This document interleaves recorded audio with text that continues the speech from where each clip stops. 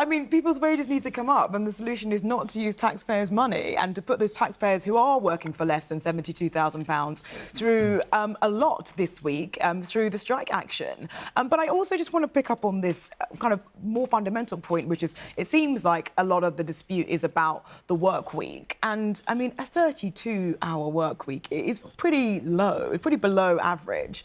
And also, we have to factor in the fact that the reality is that there's been huge, I mean, some moderate drops in the use of public transport, and also the amount of subsidies required for the public transport, and TfL in particular, has necessarily had to go up. So there isn't a lot of money out there.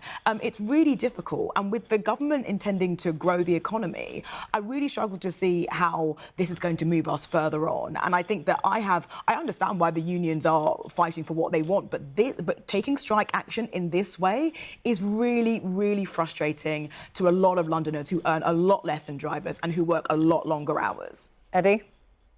Yeah, so just to be clear, we've got members who are on the living wage all the way up to that rate who are out on strike over the course of this week. It's not just drivers.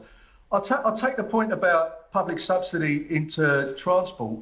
We've helped to deliver a £166 million surplus in London Underground. We've got ridership back up to record levels, and we were doing that with 2,000 less staff than we were before the pandemic. And that's one of the reasons why fatigue and shift work impact is something that's so important to our members now.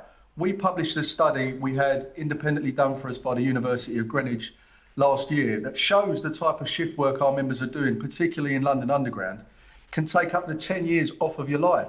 And a lot of workers in transport right across the railway industry and in other parts of the transport sector do 24/7 shifts. Yes, they're going into ill health before they get to retirement. So what we want is our people to have a standard of life that includes at least a good standard of health as they get to the end of their working life and head towards retirement. That's not unreasonable to ask.